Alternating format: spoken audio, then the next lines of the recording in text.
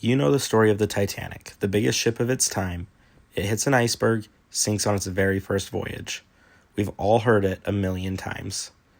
But here's something a lot of people don't know. There's a pretty convincing theory that the ship that went down wasn't actually the Titanic at all. It was her sister ship, the Olympic, disguised as the Titanic in one of the craziest insurance schemes ever attempted. Is it real or is it nonsense? Let's break it down and see why people can't stop arguing about it. Let's explain what this theory even is. The Titanic and the Olympic were almost identical sister ships, owned by the White Star Line. They were the same size, nearly the same layout, same funnels. If you put them next to each other, even experts sometimes had trouble telling them apart. Now here's where things get suspicious. The Olympic had already been in a really expensive accident. It collided with a military ship in 1911. It messed up the hull, it messed up the frame, and it cost so much money that insurance companies allegedly didn't want to pay for the repairs. The White Star Line was bleeding money. So the theory goes like this. White Star Line secretly swapped the names and identities of the two ships.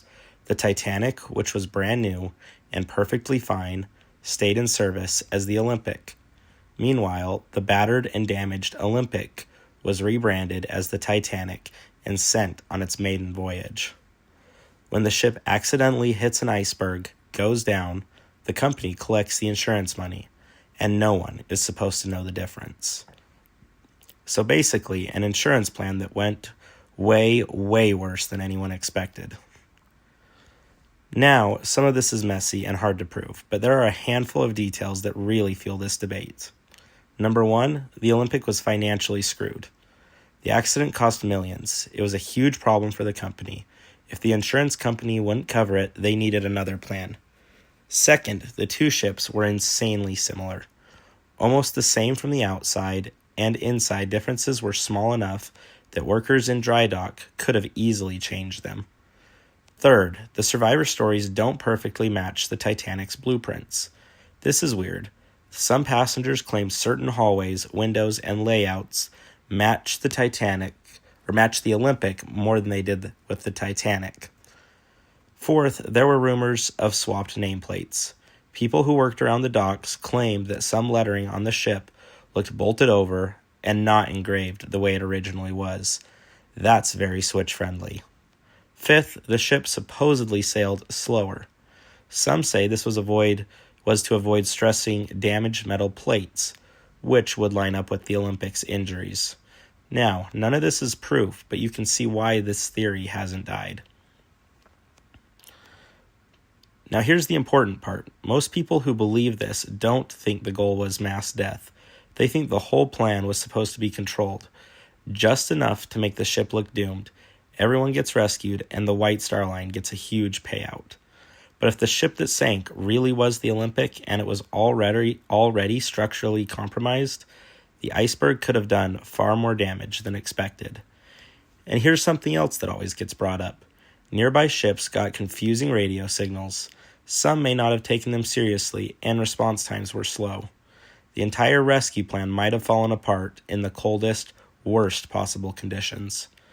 So if this was insurance fraud, the disaster wasn't supposed to be lethal on this scale. It just spiraled completely out of control. Now, to be fair, mainstream historians are pretty firm that the switch didn't happen. Their main reasons are that there are thousands of internal parts on the Titanic which were stamped with its build number 401. Way too many pieces for them to have swapped. Too many workers would have been involved, and somebody likely would have talked. Modern deep sea scans say the wreck matches the Titanic's design as well. And the insurance payout wasn't actually massive, not as huge as the conspiracy would make it seem. So these are fair counterpoints. This is where conspiracy believers push back. The ship at the bottom of the Atlantic is extremely corroded. Markings are hard to read, and a ton of metal has collapsed and rusted away. So saying we know for sure, based on today's wreck, technically isn't bulletproof. Plus, if the White Star Line did a switch, they didn't need to replace every single bolt or stamp. All they really had to change were the visible identity markers and enough details so inspectors wouldn't notice. And remember, even if the Titanic wasn't fully insured, saving the Olympic from being a total financial black hole might have made the switch worth it anyway. It wasn't necessarily about profit. It would have been about preventing bankruptcy. So is the conspiracy true? Most historians would tell you absolutely not. The ship at the bottom of the ocean really is the Titanic.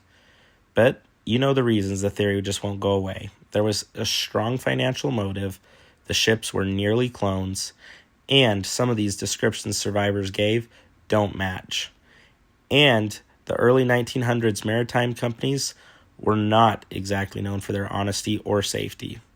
So, was it insurance fraud or a tragic accident? Or just one of the worst nights in maritime history? Honestly, we'll probably never know for sure.